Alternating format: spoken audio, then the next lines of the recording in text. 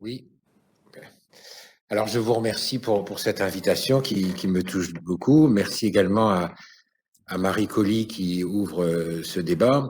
Alors, je ne vais pas développer trop mon parcours, c'est pas l'enjeu. Simplement pour dire que j'appartiens à la même université, l'université de Lille, laboratoire Profeur, c'est-à-dire tout ce qui est professionnalisation des métiers de l'éducation et de la formation, et que en termes de, disons, d'investissement personnel, puisque maintenant je suis dans une vie de retraité, l'Université populaire de Lille nous permet, voilà, de contribuer modestement, hein, parce que vous allez voir que le sujet est complexe, à cette question redoutable qu'est la question de qu'est-ce que s'orienter dans la vie, question qui m'a travaillé pendant mes 40 années au moins de vie professionnelle. Alors, je vais essayer de répondre à la question posée par Marie Colli, c'est-à-dire en gros que dit la recherche, hein, que dit la recherche en 10 minutes, bon, et dans les 5 minutes qui resteront, je vous donnerai des perspectives bibliographiques synthétiques si vous le souhaitez. Alors, un chercheur, il essaye toujours de se demander d'où vient la question et comment poser le problème avant qu'on ait ce mot de compétence. Alors, pour aller très rapidement, c'est ce que j'appelle les grands paradigmes de l'orientation. Hein.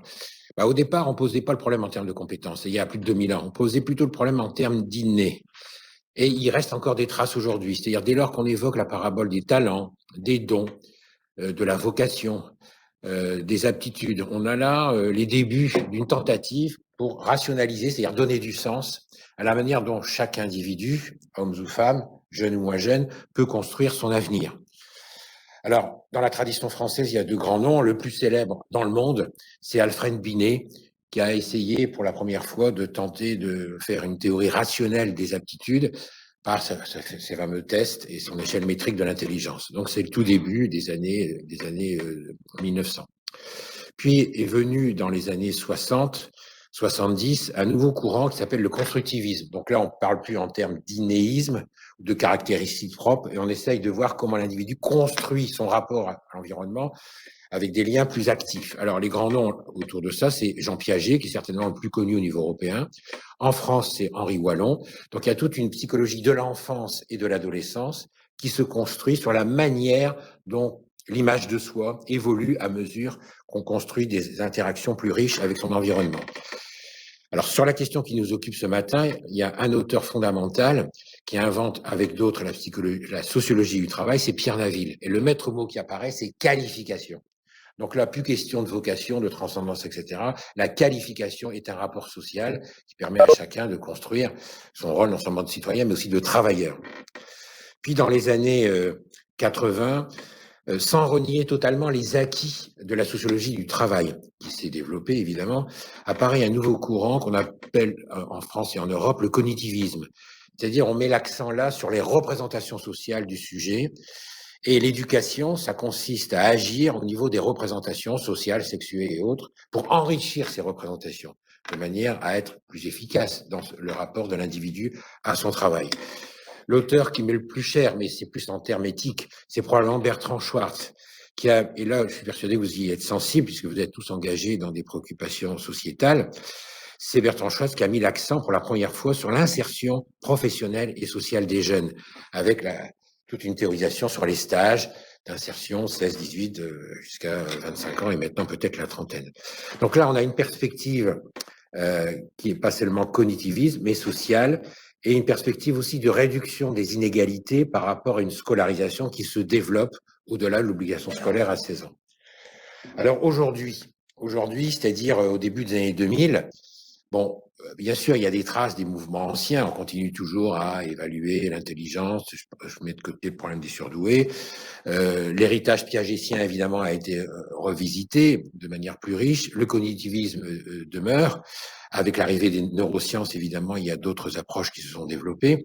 Et aujourd'hui, on peut dire qu'il y a un idéal d'authenticité dans une société postmoderne qui met le sujet un peu comme un sujet roi autour de sa capacité à élaborer un projet de vie et à construire une identité en devenir. Et l'horizon, c'est l'horizon d'une formation tout au long de la vie, avec des thématiques qui émergent et qui sont très riches et qui peuvent vous concerner. C'est toute la thématique des récits de vie, des histoires de vie, qui permet de mettre l'accent sur les capacités de l'individu, son sentiment d'efficacité, bref, sa capacité à s'émanciper pour construire un devenir plus riche et aussi révisable à chaque conjoncture d'existence. Donc voilà, c'est peut-être un tour de force. J'ai essayé voilà, de vous résumer voilà, 2000 ans d'histoire sur qu'est-ce que s'orienter dans la vie et quels sont les concepts majeurs qui ont donné lieu à de multiples thèses, travaux, et qui continuent à inspirer la recherche en sciences humaines et sociales, qui s'est bien sûr enrichie d'autres disciplines, par exemple les sciences politiques, qui ont montré que tout ça, c'est aussi des enjeux politiques, qui sont liés notamment à des transformations du capitalisme. Alors, pour aller plus loin, il y a nos partenaires et puis une bibliographie. Alors, je vais mettre en évidence nos partenaires. Évidemment, je me retrouve tout à fait dans ce que Marie Colli a souligné, c'est-à-dire le rôle fondamental du service public dans le domaine, les conseillers d'orientation psychologues, en lien avec les centres d'information et d'orientation, l'Office national d'information sur les professions, l'ONICEP, qui est très présent dans la région.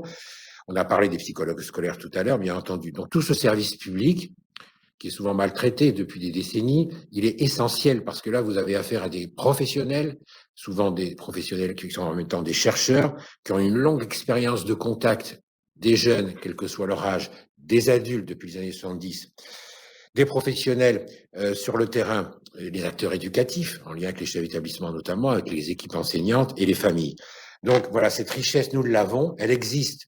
Alors, c'est la mairie de Lille qui l'a souhaité, qui était pionnière. Elle existe depuis les années 20, c'est-à-dire construire un service public de la jeunesse en direction d'un accompagnement de l'orientation. Alors, vous avez d'autres opérateurs.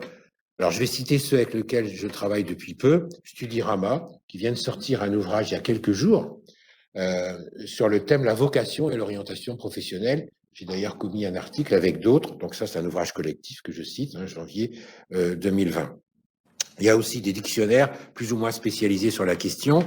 Et je suis l'un de ces auteurs, mais Marie Colli en a produit un également qui prend en compte, ça c'est très important, les préoccupations de santé.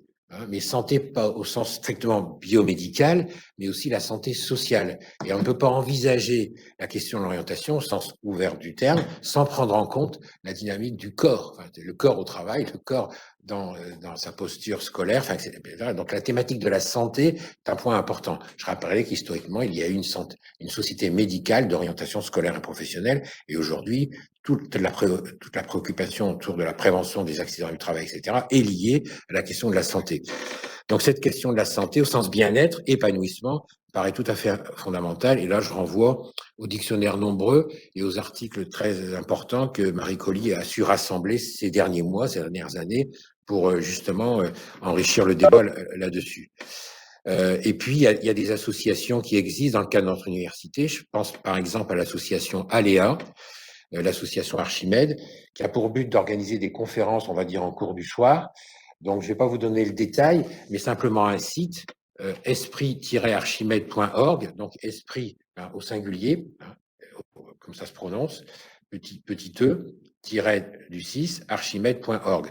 Et donc là, vous avez des conférences qui sont organisées, auxquelles a été associée notamment Marie Colli, sur les questions notamment de transition. Et je trouve que ce sera mon dernier mot. Toute cette problématique de l'orientation des jeunes, des adultes et de la formation tout au long de la vie s'inscrit dans une transformation profonde qui vient d'être évoquée aussi de notre société, transformation des représentations sociales, transformation des méthodologies au travail, je pense notamment à la gestion prévisionnelle des emplois et des qualifications, mais aussi de nouvelles conceptions de l'homme et de la femme, du citoyen dans son travail, mais aussi dans ses loisirs, qui permet de construire de nouvelles compétences pour répondre aux défis du futur. Et les défis du futur sont incarnés notamment par le discours du président de la République qui développe actuellement un plan France 2030. Donc, c'est votre génération qui sera confrontée à cette thématique des compétences. Et je me réfère à un article qui fait autorité dans Le Monde du 24/12/2021 et qui signale que le défi du plan France 2030, c'est qu'il risque, je cite, de se heurter inévitablement au mur des pénuries des compétences. Donc notre problématique aujourd'hui, c'est pas seulement d'avoir les meilleures machines, les meilleurs ordinateurs, les meilleurs programmes, etc. Bien sûr, l'intelligence artificielle est importante, mais d'avoir des hommes et des femmes susceptibles de répondre aux défis du futur. Et ce défi du futur suppose la mobilisation de tous les imaginaires pour répondre aux défis qui nous sont posés par l'articulation entre l'homme et son travail.